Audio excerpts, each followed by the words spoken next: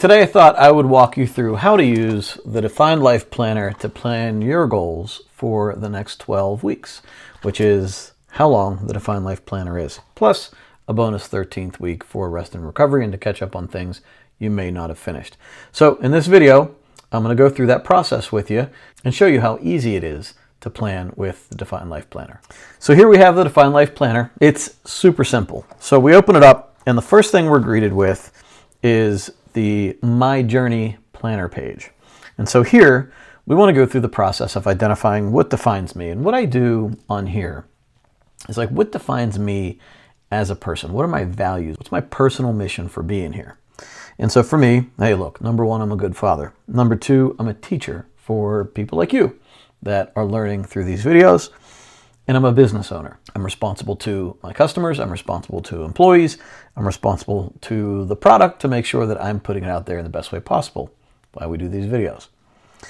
And so these are the things that I need to align my goals with for me to be authentic to who I am and what I want to accomplish. And then, at the end of this book, wake up and go, yep, I did what I needed to do. I was on my path. So my 12-week plan for this book, what I ask you to do when we write these down is to be as specific as possible. So, for instance, number one, good start to 2025. That's not real specific. What does that mean? So we don't want to say good start. We want to define what a good start is. As you're going through this, make sure you're defining what specifically you want to accomplish. So for number two, I put X revenue. So I have a revenue goal in mind, what I want to make in my business that lets me lead the life that I want and to make sure the business is healthy. So I want X amount of revenue. My goals from that point on are going to be in support of that amount of money. And then number three is more fit or healthier. What is that? Generally, I would have a weight in mind or an idea of what fit looks like to me. So that right here, the 12-week plan, this little, the overall goal is the mountain, right? Where we want to be in our future lives. This campsite here is the end of the book, where we want to be after 12 weeks. This little marker here is the 4-week checkpoint. And so here, in 4 weeks in this book, I will be at the gym 20 times or more. Very specific. Notice there's not a weight in there or a muscle fat or a fat percentage, a body fat percentage. It is a behavior that I'm trying to change. So I want to be at the gym 20 times in 4 weeks. That's 5 times a week, and that will get me healthier. That is the definition of getting healthier for me. Number two is I'm going to do 5 videos per week, right? That supports my teacher definition of myself, 5 videos per week. That's also going to support the business to make sure that the business is on the right track to do the amount of revenue that I want my business to do. And then the last one here is kids' activities. I have in mind what kids' activities I want them to be involved in, how much I can handle them being involved in because it's a lot of work. And so I will have my kids in a certain amount of activities, which I'll get more into detail with as I go through this book. And the distractions that could lead me off course. These are the things that could hurt my progress in any of these things that I want to do. Number one, holiday food. Christmas cookies, Thanksgiving dinner, all of that stuff is going to get in the way. So I have to know that in my head and make decisions about how I'm going to handle it. Maybe I'll just let myself go on Thanksgiving. You can roll me out of the house when I'm done eating. But I also want to then make sure that I'm balancing out with eating healthier throughout the year or throughout the holiday season. Christmas cookies are going to happen, that sort of thing. But just being aware of it, knowing that, hey, as long as I get my 20 times in the gym or more, the holiday food is just going to kind of balance itself out in a way. The other thing, social media. I need to be conscious of the fact that social media could knock me off course. I could spend too much time on it, and I want to try to do my best to not. This might look completely different for you. These can be as specific or as loose as you need them to be. When you look at Define My Day, you're going to get more specific. It's going to prompt you to be more specific with your goals. But in the Define Life Planner, this is for the people that need to develop that clarity in where they're going. And the Defined Life Planner is here to help you do that. So we don't want to get too specific. We want to get specific. We want to have some attainable metrics, but also understanding that this might be new to people. And so we don't want you to go overboard with it and overplan and try to get too specific and discourage yourself. This is meant to help you get on the right path, lift that veil of fogginess of like, I don't know what I'm doing today or tomorrow or 12 weeks from now. I just need to start getting clarity on my direction and purpose. That's what this is for. And then in the Define Life Planner, we just go into the regular Define My Day. So if my priority is health, I'm going to get to the gym. I'm going to put health here as my priority, right? And I'm going to go to the gym today, and I'm going to eat well, whatever my definition of eating well is. Maybe it's a certain calories, maybe it's carbs, whatever it might be, however you keep track of it. And I'm going to get to bed on time. So I'm going to put bed on time. Man, wasn't that quick? That's the beauty of this. It's meant to be quick. Get in and get out and get done.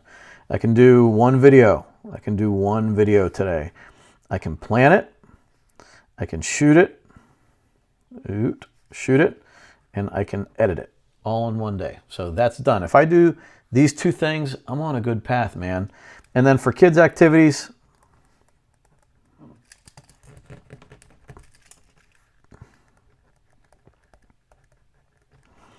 I can investigate pricing. Investigate pricing. So, and that's it. That's all I'm going to do in that one. I've now planned my priorities for the day. I can write other things over here to the side, other to-do list items, grocery list, whatever I want.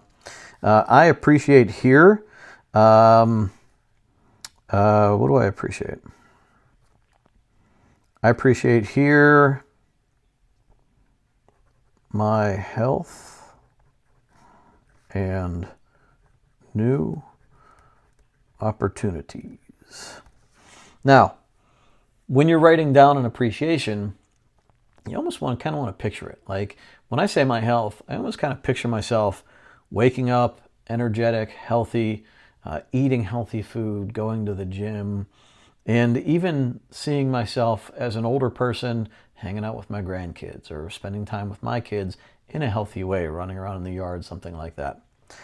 New opportunities, I have other opportunities in mind. I have like connections I've made with people or other things that I'm excited about. So I've actually pictured these in my head as I'm writing this down. And it really reframes your thoughts. And that's the point in the part of this process.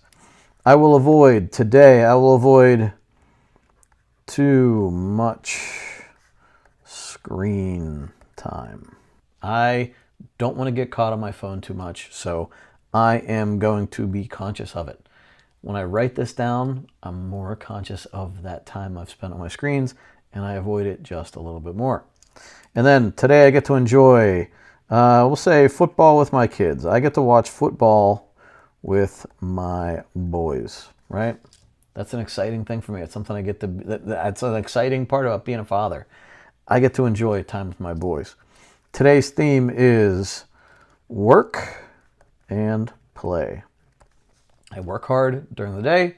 I get to play with my boys in the evening. So this process, you can whip through this really fast.